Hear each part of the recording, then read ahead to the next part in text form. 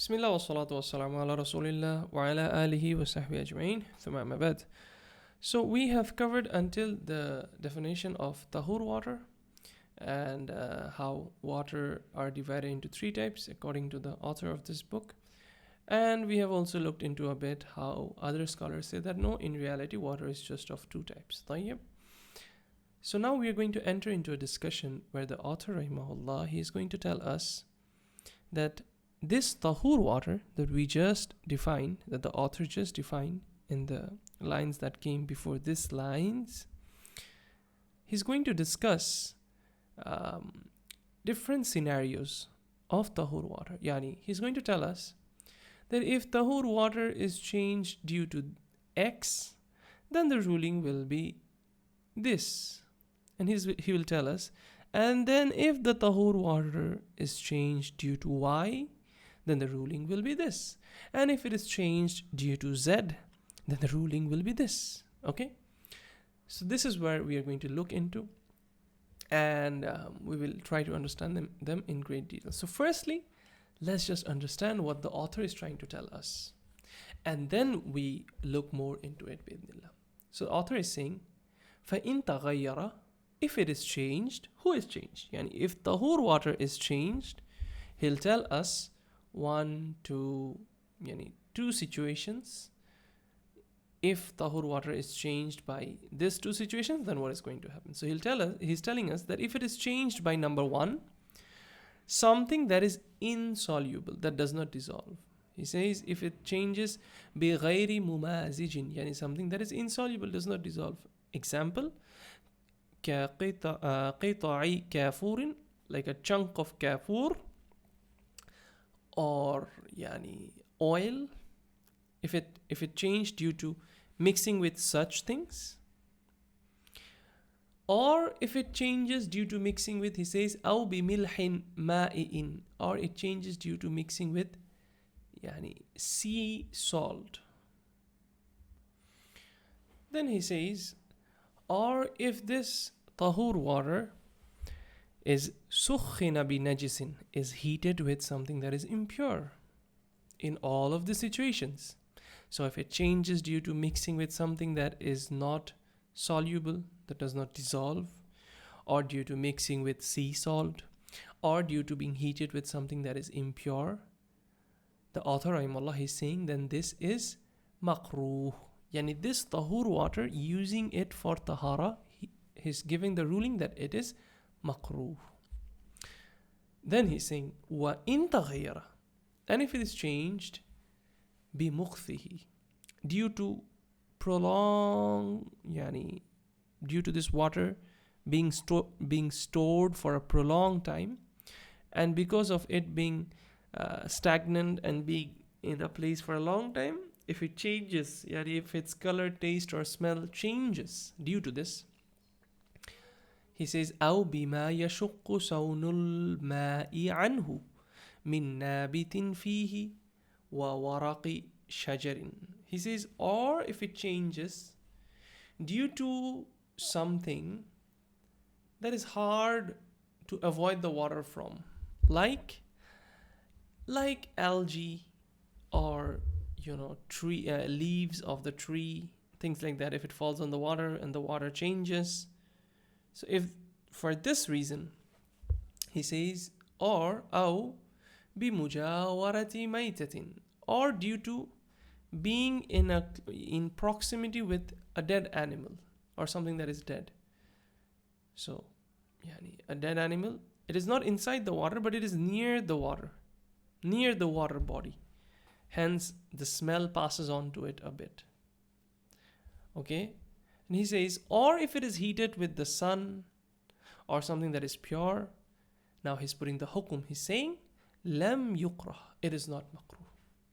So this is what the author is trying to tell us in these lines. Now let's understand them, each of them in great details, all of the scenarios and what is their correct ruling. So we need to understand and remember our foundation, which is that al-ma'u tahur, pure water, is something that is used for lifting ritual impurity, and it can be used for removing physical impurity. And this is the asal. This is the original state of a water.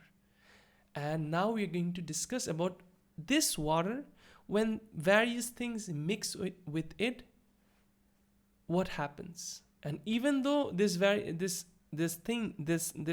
yani elements mix with it and changes its taste, color or smell, but still its fundamental core nature, which is lifting ritual impurity and can be used in removing physical impurity, this is not lost. Okay, so that is our whole discussion in this class. طيب. And also, before that, we should remember two fundamental principles. The first is the question of essence. Yani, we need to always ask ourselves, whenever we are talking about this water, is this body considered as water in terms of its name and nature? If the answer is yes, then we say that its purifying quality remains. The second question is that, is there any specific religious proof, which is dalilun shar'iyun, to justify that this thing is makruh? Because the ruling of makruh, yani makruh, is a hukmun shar'iyun, and a hukmun shar'iyun cannot be established without a dalilun shar'iyun, without a religious proof or a shar'i text. So in the absence of proof, if we do not have a dalil, then the asal is, the default position is that something is not makruh. So keep this in your mind throughout the scenarios that we are going to go through. Okay? So according to the author, the first scenario, if the water is changed due to mixing with something that is insoluble, like a chunk of kafoor or oil, so they alter its smell and taste. But as they do not dissolve, the change is due to proximity, not mixing. The author's ruling is that such water is tahoor, but it is makruh. Now we need to go back to the principle-based analysis where we established two principles. Yani we agreed on two principles, which is this water. The author is saying that the ruling of this water is tahoor, but makruh. So we ask, is this water still water? Do we still call it water? The answer is yes. Do we have a shar'i dalil to say that this water is makruh? The answer is no. So the correct view is, as Sheikh Khalid al-Mushayqi hafidhahullah, he mentions that the corrected view is that the water remains tahoor and it is not makruh. It can be used to lift ritual impurity and remove filth. The next scenario, if this water is changed due to mixing with milhun ma'iyun, yani sea salt. Yani we have a scenario where yani sea salt, which is formed by the evaporation of water in salt flats, is added to a vessel of water. So we have salt flats here and we have seawater here. It is evaporated until we have sea salt whose origin is water, and this sea salt is added to the glass of water. The Muallif rahimahullah, he says that the ruling for this water that it is still tahoor, but again it is makruh, it is disliked. But the correct view, as Shaykh Khalid al-Mushayqi mentions, is that the water remains pure and not disliked, because the salt's origin is water itself and the name water is not lost. But we need to remember the difference between sea salt and mineral salt. Okay, so sea salt, its origin is water, so we say because its origin is water, we do not need to discuss about it, there is no problem with it. But mineral salt, for example, there are some salts that we get now is called pink salt, which is collected from the, I think from the bottom of Himalaya or something like that. If you add that pink salt to the water, the color of the water will change. And once the color of the water has changed, we do not call it water anymore. We call it some healthy juice or electrolyte juice XYZ. In short, we don't call it water anymore. So that water loses its purifying characteristics. It cannot be used for tahara. So this is a distinction that we need to make. But if it's a sea salt that the muallif is talking about, he gives it the ruling of pure but disliked. But the correct opinion is, and Allah knows best, is that it is pure and not disliked, as Shaykh Khalid al-Mushaiki mentions it. Third scenario, he says, and if this tahur water is heated with something that is impure, okay, so we have the water, and then we are heating it with something impure. For example, human dung. Someone dries up the human dung, the human feces, and then they're using it as a fuel to heat up this water. The author, rahimahullah, he says that this water is again pure, but it is disliked, it is makruh. So we go back to our primary questions. Is it still called water? The answer is yes. Number two, do we have a shar'i dalil to say that this is makruh? The answer is no. So the corrected view, as mentioned by the scholars, and Shaykh Khalid al-Mushaykhi, he says that the water is still tahoor and it is not makruh. Tayyib. Next, the fourth scenario.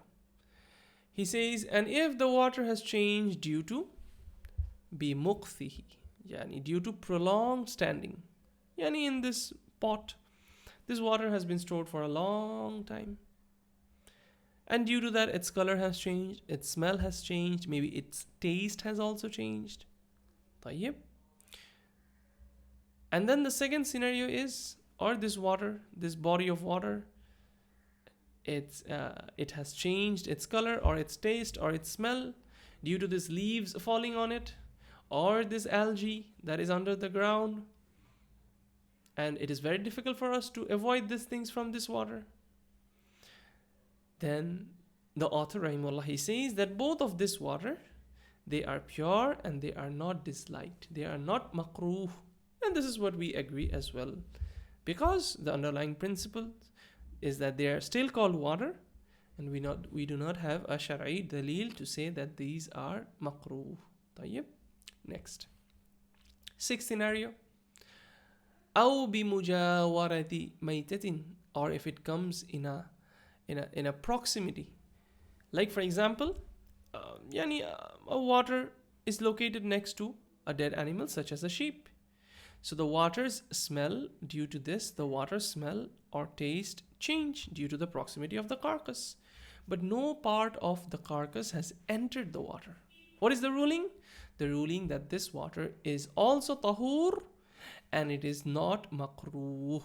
And this is, in this case, the author, the source text indicates that the ruling is not makruh as well, because it agrees with the principles that we mentioned in the beginning, that this is still called water and there is no shar'i evidence to say that this is makruh. Now, lastly, the seventh scenario. The seventh scenario is when this water is heated with something, with sun, سخن بالشمس, if this water is heated by the sun, أو بطاهر, or by a pure fuel source like wood or gas, things like that. The muallif rahimahullah, he says that the ruling for this water is lam yukrah, it is not makruh, it is not disliked, it is permissible. As we go back to our previous ruling, it is permissible. طيب. So the governing principle remains whether the water's essence is compromised by an actual impurity, not merely by proximity to one. So the conclusion is, as long as a substance retains the essential nature and name of water, it remains pure and purifying, tahoor, regardless of incidental changes to its taste, color or smell from non-mixing or naturally occurring elements. The ruling of makruh is a specific shar'i ruling that cannot be applied without explicit proof, dalilun shar'iyun. In the absence of such proof, the default state is غير مكروه, not disliked. طيب.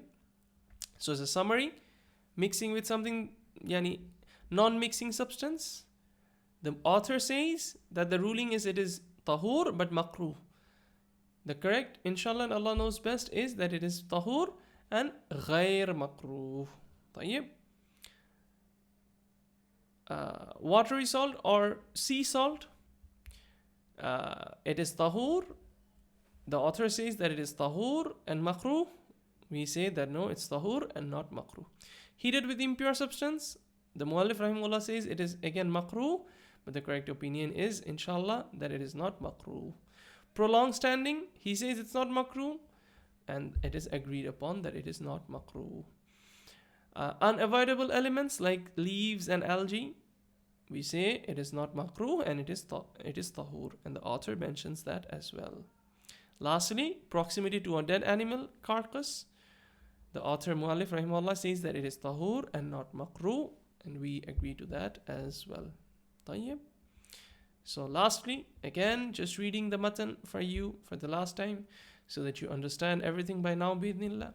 He says, فَإِن تَغَيَّرَ بِغَيْرِ مُمَازِجٍ كَقِطَعِ كَافُورٍ وَدُهْنٍ أَوْ بِمِلْحٍ مَائِئٍ أَوْ سُخِّنَ بِنَجِسٍ كُرِهِ وَإِن تَغَيَّرَ بِمُكْثِهِ أو بما يشق صون الماء عنه من نابت فيه وورق شجر أو بمجاورة ميتة أو سخن بالشمس أو بالطاهر لم يكره. And with that we end our class here. Inshallah in the next video we are going to continue with the next topic. That's all for today. سبحانك اللهم بحمدك ونشهد أن لا إله إلا أنت ونستغفرك ونتوب إليك. جزاكم الله خيرا. السلام عليكم ورحمة الله.